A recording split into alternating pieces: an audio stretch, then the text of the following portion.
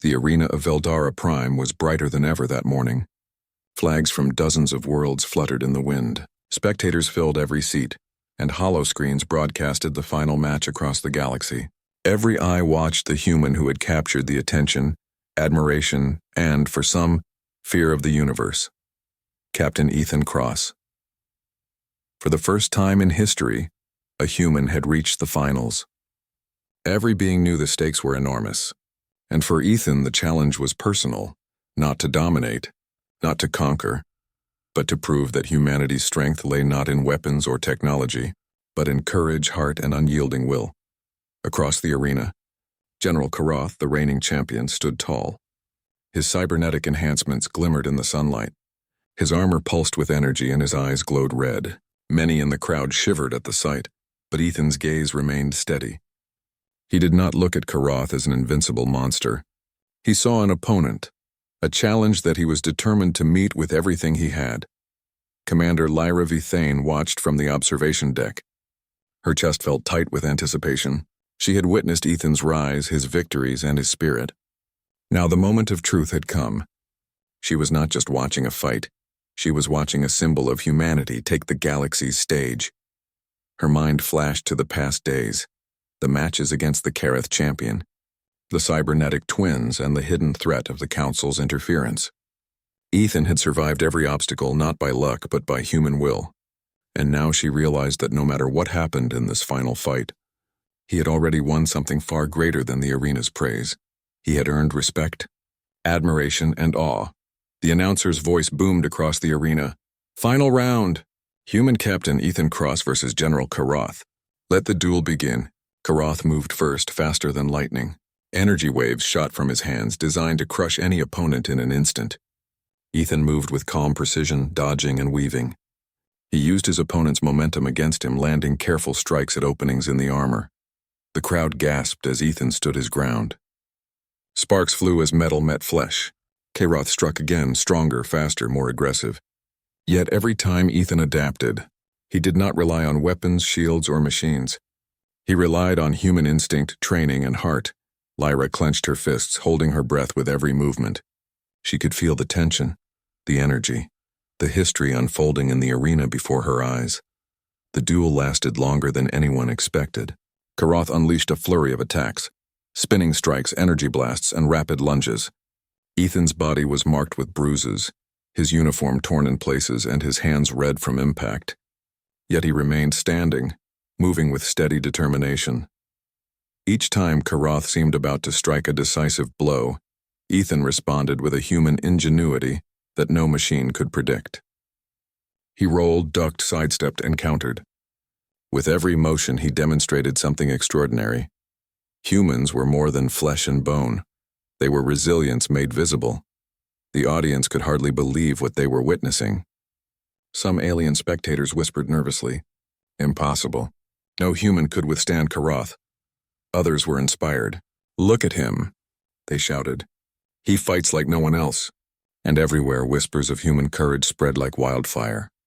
Ethan saw the moment, the brief opening in Karath's armor as the general overextended. It was a risk, but one he could not ignore. He moved with a speed and precision that surprised even the champion, striking Karath's side with a single bare-handed punch. The impact sent sparks flying. Karath staggered but quickly recovered, his eyes narrowing. Yet the first crack in his invincibility was clear. The crowd erupted in astonishment. A human had landed a decisive strike on the champion. Lyra felt her chest tighten. Pride, fear, admiration, and awe all mixed together. She could hardly breathe as she whispered to herself, "He's doing it. He really is doing it." Karath's attacks became more desperate. He struck harder, faster, using every advantage his enhancements offered. But Ethan remained calm. Every movement was deliberate, every strike purposeful. He did not let fear control him. He did not let pain stop him. He fought for something greater, for humanity, for courage, for the right to exist among the stars as equals. The duel reached its climax. Karath unleashed his most powerful energy strike, a concentrated wave designed to obliterate anything in its path. The crowd gasped. All eyes were on the human. Would he fall here? Ethan did not flinch. He saw the wave coming and timed his movements perfectly. He dodged, closed the distance, and with a combination of strikes and well-placed momentum, he forced Karoth to stumble forward. Then with one final movement, Ethan struck Karoth with a powerful punch to the chest, sending the champion crashing to the arena floor. The sensors blared red. Silence fell. For a heartbeat, nothing happened. The arena held its breath. Then the announcer's voice rang out, "Victory! Human Captain Ethan Cross." The crowd erupted. Cheering, clapping, and shouting echoed across the city and beyond. Species who had doubted humanity now stood in awe. Humans in the stands waved their flags, tears in their eyes.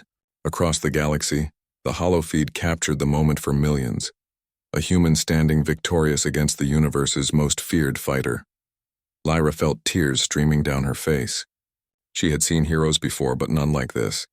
Ethan Cross was not just a champion. He was a reminder of what humans could be. Brave, clever, adaptable, and unstoppable when guided by will and heart. After the match, Ethan walked slowly toward the arena's central platform. His uniform was torn, his hands bruised, his face marked with scratches. Yet his eyes were bright, calm, and alive. Lyra met him there, her heart pounding. She wanted to say so many things, yet words felt small in the shadow of what had just occurred. "You did it," she said softly. "You've shown the galaxy what it means to be human." Ethan smiled faintly. "We didn't come here to conquer," he said. "We came here to be seen, to show that courage matters more than strength, that heart matters more than technology." Lyra stepped closer. "You've done more than anyone could have imagined. Not just for humans, but for all of us. You've reminded us what true bravery is." He looked at her, calm and understanding. "Thank you, Lyra, for believing in me, for helping me when no one else would." Her chest tightened. She realized now the depth of her feelings. Not fear, not pride alone. Something stronger, something human. Something she had quietly acknowledged since the first fight. He's mine. Not as a possession, not as a conquest, not as a prize, but as a symbol. A reminder that humans could rise above the impossible. That courage, determination, and spirit could echo across the stars. The Council of Stars convened after the final match. Delegates from dozens of civilizations watched the replay of Ethan's victory. Many were stunned into silence. Some whispered in disbelief. A few applauded quietly. The Council issued a statement. "Earth, the homeworld of the human species, is hereby recognized as an equal member of the Intergalactic Council. Their courage and resilience have earned the respect of the galaxy. Across planets being celebrated, humans cheered, alien species stood in awe, and the name Ethan Cross became a legend, not because of armor, weapons, or technology, but because of spirit, heart, and will." Later, Lyra walked with Ethan across the quiet arena, the stars glittering above them. She felt the moment deeply, knowing it was a turning point for humanity, for the galaxy, and for herself. "You've changed everything," she said softly. Ethan smiled, looking at the stars. "We just had to show them who we are." Lyra nodded. Then quietly, almost to herself, she said, "And I had to see it. To know you are ours, ours to respect, to admire, and perhaps a little more." He looked at her, understanding without words. They had fought battles in the arena, but they had also fought a journey of trust, respect, and connection that neither would forget. In that moment, the galaxy seemed quiet, the stars holding their breath, as the legend of a human's courage and a Vornan commander's admiration became one story. A story of human might, heart and spirit echoing forever across the universe. The human had fought barehanded, the universe had watched, and humanity had proven itself. Ethan Cross, standing among stars and aliens alike, smiled quietly, bruised but unbroken. And somewhere deep inside Commander Lyra V. Thane, a single thought echoed clearly, strong and certain. "He's mine, not as a prize, not as a weapon, but as a symbol of hope, courage, and the unbreakable heart of humanity." Captain Elias Ward stood at the viewing window of the Earth Embassy ship Hope's Light, staring into the endless black ocean of space. The stars glittered like scattered diamonds, cold and distant, yet beautiful beyond words. For most people, this view filled the heart with wonder. For Elias, it carried a quiet weight, a reminder of how small humans truly were among countless worlds. It had been only 10 years since the first contact between humans and the Varelian Empire, a race of luminous beings from the Andromeda frontier. Their arrival had changed everything. The Varelians were elegant, tall, and almost ethereal. Their skin shimmered faintly under light like liquid crystal, and their eyes glowed with soft color tones, amethyst, silver, or gold. They spoke with calm intelligence and a sense of grace that made even confident diplomats hesitate. For humans, the Varelians seemed like living art. For Elias, they were also a mystery. When the Varelian Queen Mathera invited an Earth representative to her palace on the planet Varelian Prime, Elias was chosen. Not because he was the most decorated officer, but because he was known for something rare: humility and honesty. He had no interest in power, only in peace. The leaders of Earth believed such a man could speak to the Varelians without pride or fear. As his ship descended through the silver atmosphere of Varelian Prime, Elias saw floating cities made of transparent towers that shimmered like ice, and rivers of blue energy flowing through the air like glowing threads. The sight was breathtaking, yet somehow it all felt too perfect, too controlled, as if nature itself had been told to behave. He was greeted by Ambassador Thalen, a tall Varelian with golden eyes and a calm smile. "Welcome, Captain Ward of Earth," Thalen said, his voice like gentle music. "The Queen awaits you in the Hall of Celestials. She has taken interest in your kind." Elias bowed politely. "I am honored. Thank you for receiving me." They traveled across a vast sky bridge surrounded by stars, and Elias noticed something that unsettled him. The Varelians did not walk. They floated, their movements silent and perfect. There was no sound of footsteps, no echoes. Only Elias's boots made noise against the polished floor. It made him feel clumsy, painfully human. When they entered the royal hall, Elias stopped in awe. The ceiling was made of living crystal that reflected light like a moving aurora. 1,000 Varelians stood in rows, their faces calm but curious. And at the far end, sitting on a throne of silver branches, was Queen Mathera herself. She was magnificent, tall, radiant, and serene. Her crown looked like woven starlight. When she spoke, her voice carried through the chamber like a gentle echo. "Welcome, human of Earth," she said. "You have come far to meet us. Tell me, what do your people seek from my empire?" Elias took a slow breath before answering.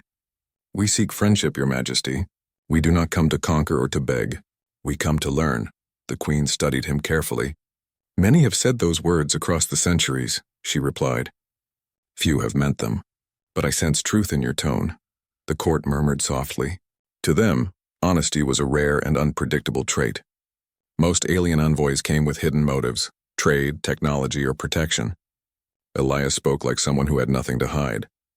After the meeting, the Queen dismissed the audience, but she did not dismiss Elias. Instead, she called softly, "Stay, human. I wish for you to meet someone." From behind the throne, a figure appeared. Princess Elira, the Queen's only daughter. Elias froze. If the Queen was majestic, her daughter was something else entirely. She looked almost unreal. Her eyes glowed like twin sapphires, her silver hair fell in soft waves, and her skin shimmered faintly under the crystal light. Even her movements were graceful beyond imagination. Every curve, every expression seemed sculpted for perfection. She looked like the very idea of beauty had taken a living form. "This is my daughter," the Queen said proudly. "Princess Elira. She has studied your people's languages and ways. She will assist you during your stay." Elira bowed slightly. "It is an honor, Captain Ward of Earth. I have long wished to meet one of your kind." Elias nodded slowly, forcing his mind to focus. "The honor is mine, Princess." But as he met her gaze, something inside him stirred. Not attraction, but discomfort. There was something unnatural about such flawlessness. Her beauty was so intense it almost felt like pressure, as if his mind couldn't process it properly. It was beauty that commanded, not invited. The Queen seemed to notice his quiet tension. "Do you find my daughter pleasing to your sight, human?" she asked with a faint smile. Elias hesitated. "She is beyond words, Your Majesty." "Then perhaps," the Queen said softly, "you understand why many worlds have asked for her hand in alliance?" He didn't answer. He only bowed again and changed the subject, asking about the customs of the Empire. The Queen, curious about this man who did not flatter easily, allowed him to speak freely. Later that night, Elias was shown to his quarters, a suite with walls that shimmered like water and a view of the stars that made him dizzy. Elira herself arrived to serve as his guide. She walked beside him, speaking gently about the palace and its history. "The crystal towers," she said, "are grown from living mineral structures that we shape with thought and energy. Our people do not build, we persuade the world to form itself." Elias nodded. "It's beautiful, but it feels quiet. Too quiet." Elira tilted her head, puzzled. "Quiet is peace." "Sometimes," Elias said, looking out the window, "quiet is just the absence of life." She didn't understand, but she didn't argue either. "You speak differently than most visitors," she said. "They look at us with awe. You look with restraint." "I think awe is dangerous," he replied. "It can make you stop seeing the truth." The princess watched him silently for a long time. No one had ever spoken to her like that. Her beauty had always made others nervous, obedient, or foolish. But this human seemed immune. It intrigued her. That night, when Elias finally sat alone, he opened a small holographic locket from his pocket. It projected an image of Earth, blue oceans, white clouds, and green continents. Home. He missed the sound of rain, the smell of soil, the imperfection of life. Here, everything was too clean, too perfect, too distant. Unseen by him, Elira watched from the corridor, her eyes glowing softly. "Strange human," she whispered. "You do not fear us, yet you do not desire us. What do you see when you look at me?" The next day, Elias joined the royal delegation to tour the Varelian gardens, vast plains of shining flowers that glowed in rhythm with music from unseen instruments. The beauty was overwhelming, but Elias felt no joy. Instead, he asked the gardeners questions: how the flowers grew, what kind of soil they used, whether anything ever died here. One gardener looked confused. "Died? We have not seen death in generations. We perfect all living things." Elias felt a chill. "Then you have forgotten what life truly is." His words spread quietly through the palace, whispered from one servant to another until they reached the queen herself.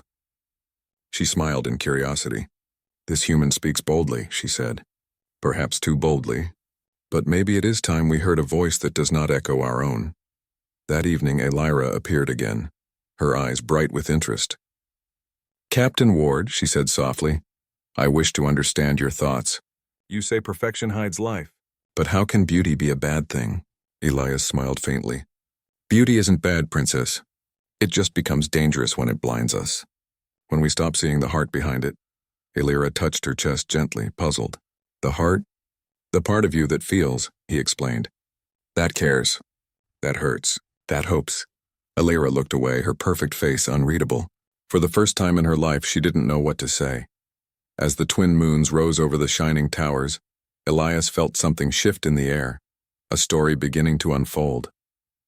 He didn't know that his quiet words would soon reach the queen herself, and that one day she would stand before him, asking the question that would echo across both their worlds. "Why don't you love my daughter?" And he would answer with the truth no one expected: "Because she's too beautiful." The grand palace of GalacticPrime shimmered like liquid light.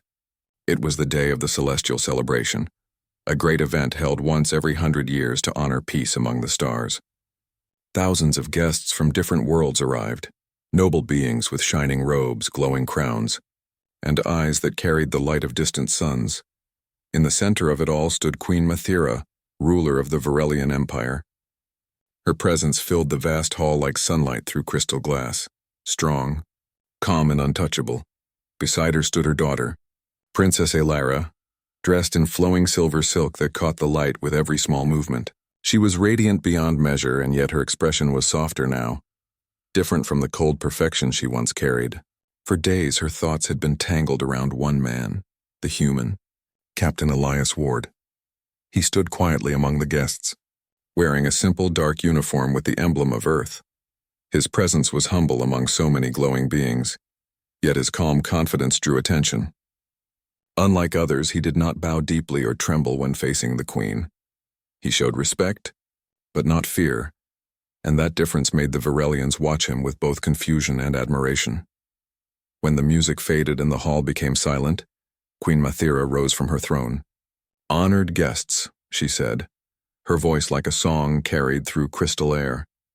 "Today we celebrate not only peace among stars, but also the unity of hearts. Our empire welcomes new friends from the world called Earth. The crowd applauded softly, and glowing petals fell from the ceiling like gentle rain. The Queen turned her gaze toward Elias. Captain Ward, step forward. Elias obeyed, walking calmly to the front of the hall. Every eye followed him, their light reflecting off his human skin. When he stood before the Queen, he bowed slightly. The Queen's golden eyes studied him carefully. "You have spent many days in my palace," she said. "You have spoken words that stirred my daughter's heart and my court's curiosity. Tell me, human, what have you learned of us?" Elias met her gaze without fear. "I've learned that your people are wise, peaceful, and beautiful," he said slowly. "But I've also learned that beauty can hide pain and peace can silence truth." The court murmured softly, surprised by his boldness. But the Queen smiled faintly, intrigued rather than angry. "You speak with courage," she said. "And my daughter tells me your honesty is unsettling." Elira looked down, her cheeks faintly glowing. She hadn't told her mother everything, but she knew this moment was coming. The Queen's voice became softer but carried through the hall. "Tell me, human, why do you not love my daughter?" The question echoed like thunder in the silent chamber. Every voice fell quiet. Even the glowing petals in the air seemed to stop mid-fall. Elias blinked slowly, then took a breath. "Your Majesty, I don't understand." The Queen leaned forward slightly. "Do not pretend, human. My daughter's interest in you is clear. You have shared long hours in the gardens, in the halls, and under the moons of Virelium. You speak of hearts and truth. You move her spirit in ways even our kind cannot explain. So I ask again, why do you not love her?" Elira's heart froze. She wanted to speak, to stop her mother, but no words came. She looked at Elias, waiting, fearing what he might say. Elias stood in silence for a long moment.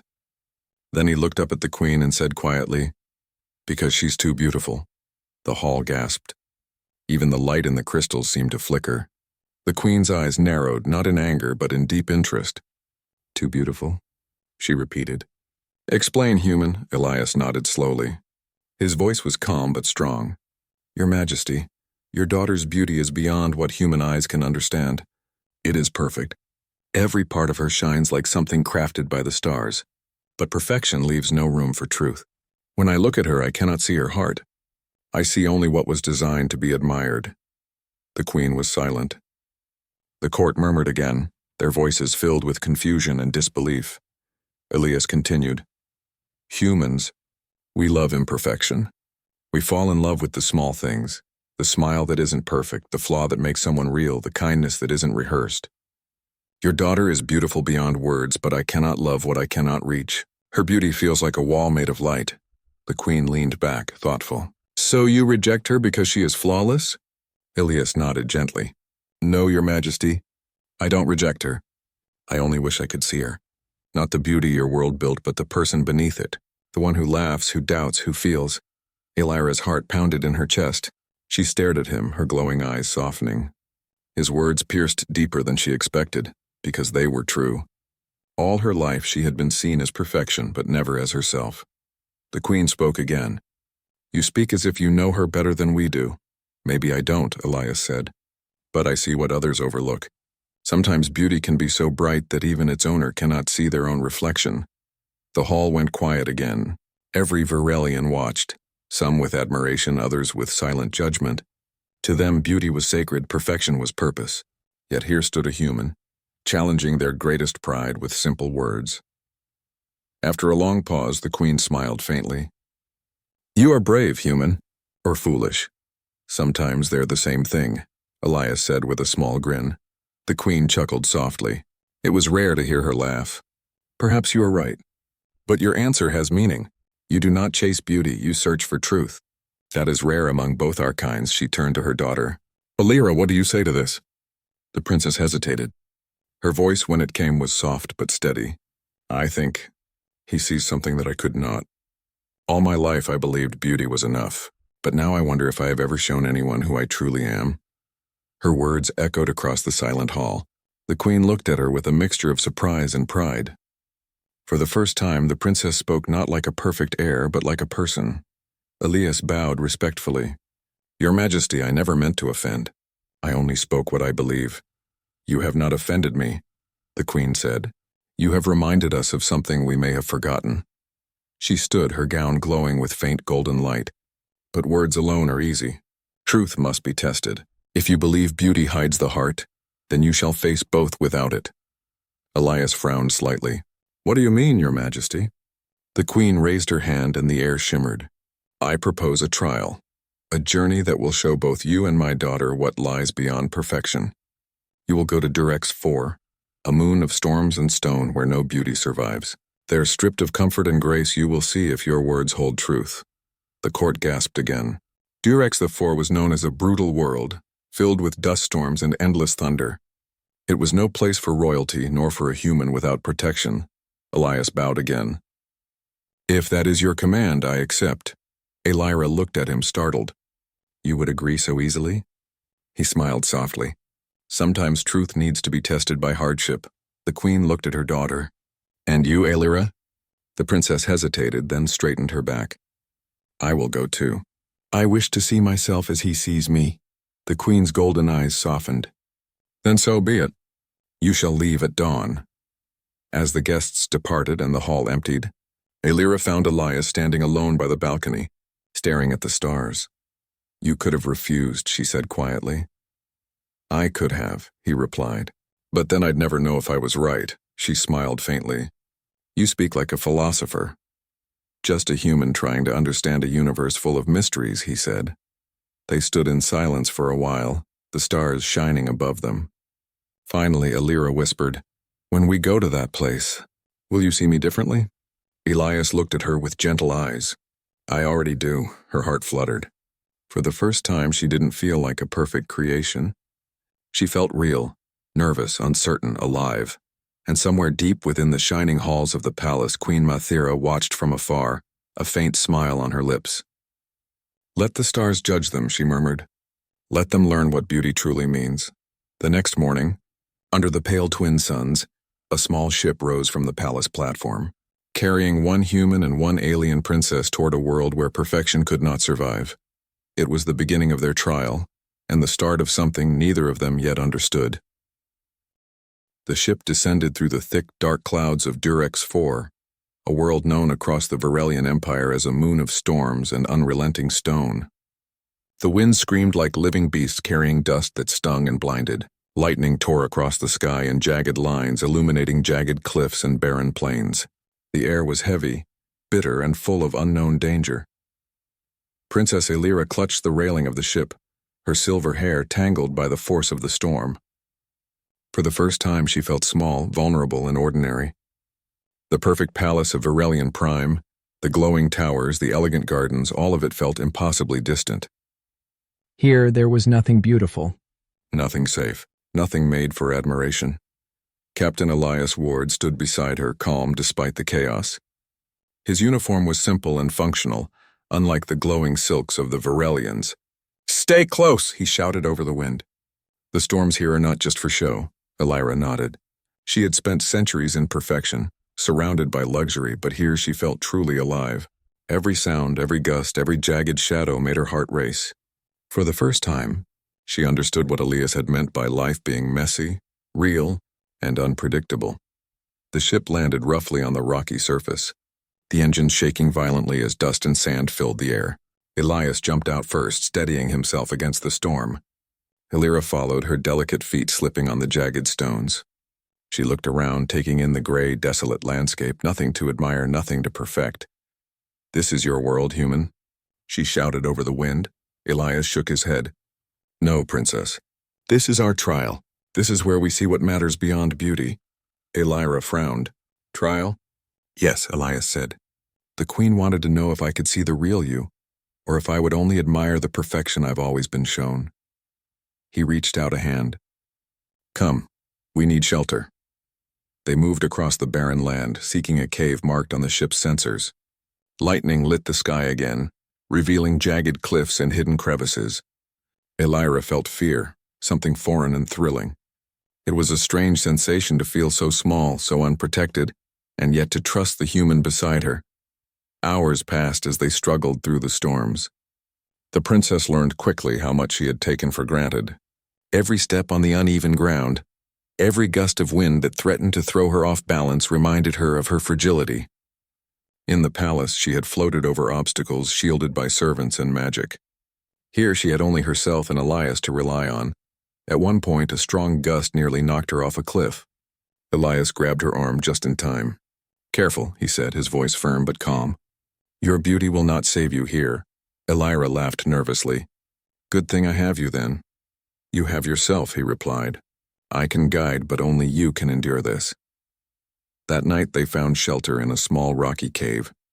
The storm raged outside, thunder shaking the walls, lightning illuminating jagged shapes. For the first time, Elira felt truly equal to a human, not because of beauty or power, but because they shared the same danger. They made a small fire from gathered rocks and strange materials Elias had learned to manipulate. The warmth felt miraculous against the bitter chill of Durexafor. Elira watched him silently. "You are not afraid," she said. Elias shook his head.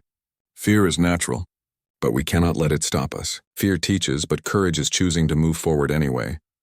She thought about his words, then whispered, "I have never needed courage before." "You do now," Elias said softly, "and you're already learning." For the first time in her life, Elira felt real. Her perfection mattered less than her heart, her thoughts, her fears, and her courage. She looked at Elias and wondered how someone so ordinary could feel so extraordinary. The following days tested them further. The storms grew stronger. Lightning cracked dangerously close and gusts tore at their clothing and hair. Food and water were scarce. They hunted small creatures that scuttled across the rocky plains, cooked over makeshift fires, and learned to make use of the harsh environment. Each challenge brought them closer. Elira discovered that Elias's skill and patience were invaluable. He never treated her as fragile, though he never allowed her to take unnecessary risks.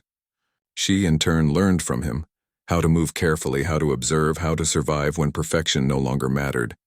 During a particularly violent storm, they sought shelter in a canyon. Elias shielded her with his body as a massive rockslide thundered past. When the danger passed, Elira sat trembling. "I never realized I could feel so much," she admitted. "I thought beauty made life easy. But here it means nothing." Elias smiled gently. "That's the point. Life is not easy. Life is honest when it is hard." She looked at him, understanding more clearly than ever. She had spent centuries admired, envied, and feared, but never truly seen. Not until now. Not until she faced storms, hunger, and exhaustion.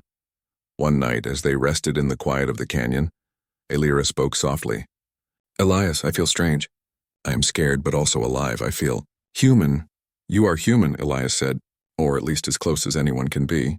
You are learning to see yourself not as perfect, but as real." Elira nodded slowly. "And you? Why do you stay? This world is dangerous, and yet you protect me." Elias looked at her. "Because I respect you, princess. Not your beauty, but your courage, your mind, your willingness to grow. I cannot admire perfection, I can only respect truth." Her heart fluttered.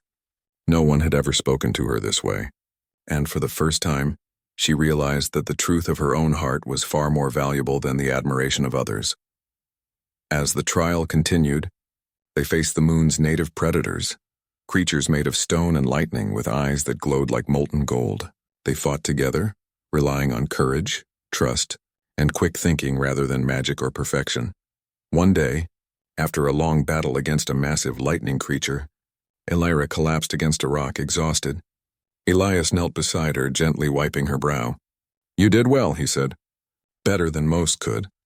"I am nothing compared to you," she whispered. "I am weak. You are strong in ways your perfection never allowed you to see," he said firmly. "Strength isn't measured by how perfect you look. It's measured by how you face the impossible." She looked into his eyes, glowing faintly with exhaustion and determination, and felt something she had never felt before, a quiet warmth, a connection that did not depend on her beauty, her perfection, or her heritage. For the first time, she truly saw herself, and through her struggle she realized that Elias saw her too, not as an untouchable princess, but as a living, breathing, imperfect person worthy of trust and care. Weeks passed on Durex 4. The storms continued, and every day brought new challenges. Yet with each passing trial, Elira grew stronger, not just in skill, but in spirit. Elias admired her courage, her ability to endure, and the way she learned quickly. adapting to a world that offered no comfort. By the time they reached the edge of a vast canyon, they were no longer master and student, nor princess and human. They were equals, bonded not by admiration of beauty, but by shared struggle, trust, and respect. Standing at the canyon's edge, Elira turned to Elias. I feel alive, more alive than I have ever been, and I feel grateful, not for your protection, but for your honesty, your guidance, and your heart. Elias smiled softly. I feel the same. I've never met anyone who could teach me as much as you have without even knowing it. They looked at each other, the storm behind them a fading roar. The moon, harsh and barren, had stripped away everything that made Elira untouchable, and in that emptiness, they discovered something far more beautiful than perfection: trust, courage, and the beginnings of love that could survive anything.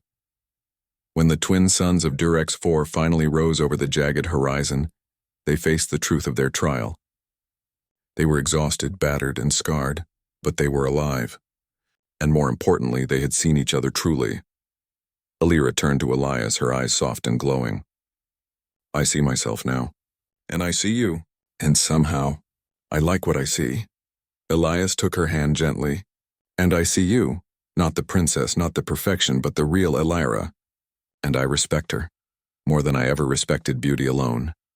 A quiet warmth filled the canyon, stronger than the twin suns rising over the harsh world.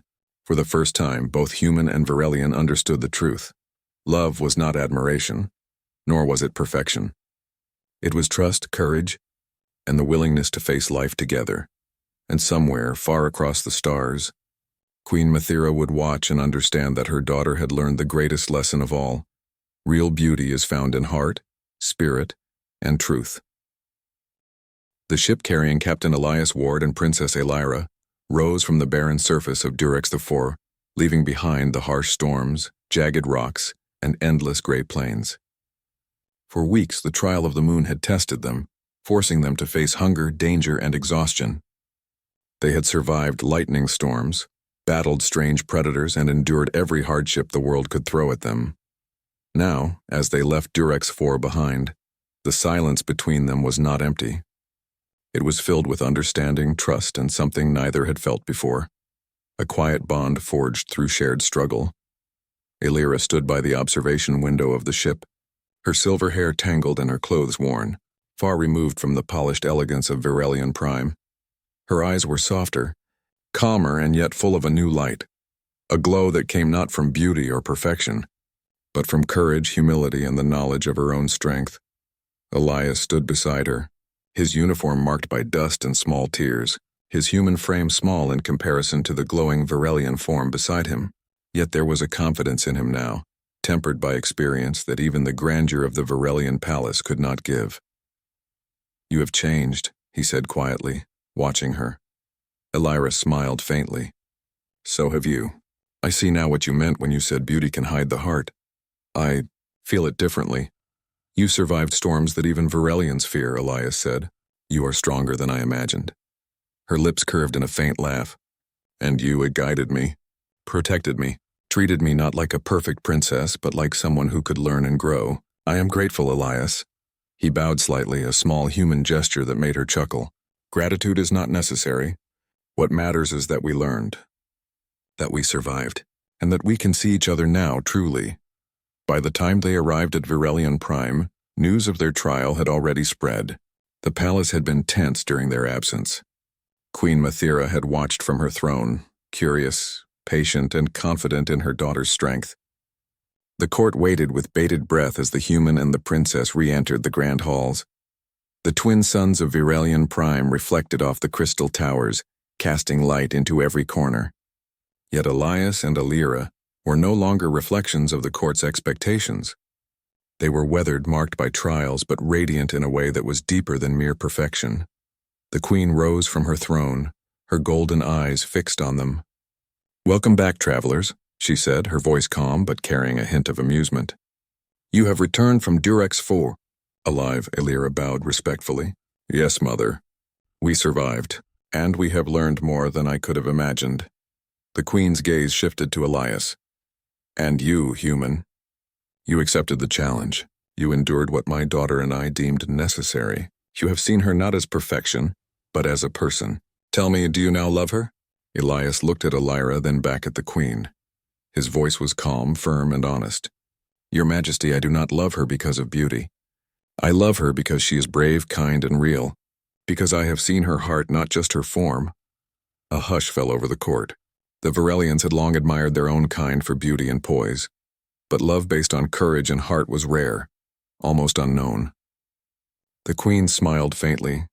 Then you have passed the trial, she said. Not because you survived Durex 4, but because you understood what I hoped you would. True beauty is not perfection, it is life, courage, and honesty. Elira stepped forward. Mother, I understand now. I thought beauty was everything, but it is not. Life, struggle, and truth are what matter. Elias sees me for who I am, not what I appear to be. The Queen's golden eyes softened as she reached out and touched her daughter's shoulder. You have learned much, Elira, and you have found someone who can see beyond the surface into the depths of your soul. That is rare, even among our kind. Elias felt a warmth in his chest, one he had never experienced before. Not admiration, not fear, not awe, but connection. The connection of two beings who had faced hardship together and survived. In the days that followed, Elira and Elias were not treated as a human envoy and a royal princess, but as equals. The court, once skeptical, began to see them differently. They watched as the princess laughed without pretense, her movements unguarded, and the human spoke with confidence and calm. Elira explored her palace in a new way, touching the gardens, the archives, the halls, not as a perfect being admired by others, but as a person discovering her own preferences, her own joy, and her own power. She felt alive in ways that her perfection had never allowed. Elias guided her gently, always respectful, never overbearing. The two often sat together discussing life on Earth and Varelion Prime, sharing stories and sometimes simply enjoying silence. They had learned from each other. He learned patience, empathy, and a new appreciation for resilience beyond humanity. And she learned humility, courage, and the importance of heart over appearance. One evening, the Queen invited them to the grand balcony of reflection, overlooking the glowing city below. Elira's hair, tangled from Durex 4, now shone faintly in the twin suns, but it was her confidence and calm that made her truly radiant.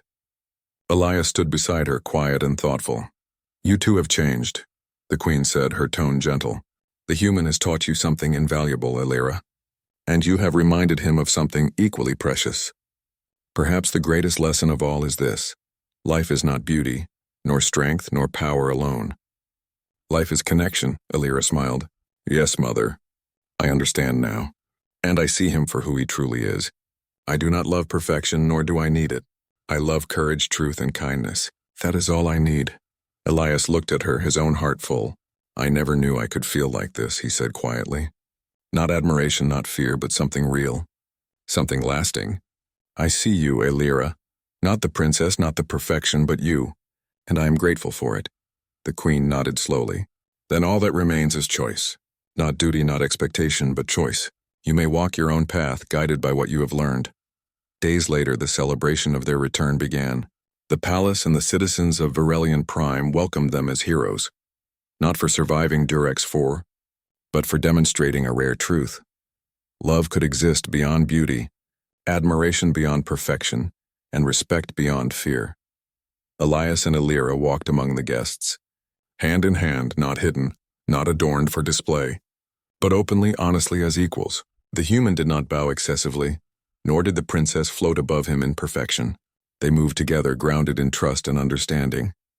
The Queen watched from her throne, a faint smile on her lips. Humans, she whispered to herself. They see the heart in ways we have long forgotten. Perhaps one day more of us will learn the same. That night, alone in the quiet of the palace, Elira turned to Elias. Do you see me as too beautiful now? She asked softly, a teasing tone in her voice. Elias smiled, shaking his head. No, I see you as real, and that is more beautiful than anything I have ever known. Her cheeks warmed slightly. Then perhaps perfection is not what I should strive for. Perhaps truth and courage are better guides. I agree, Elias said. Perfection blinds.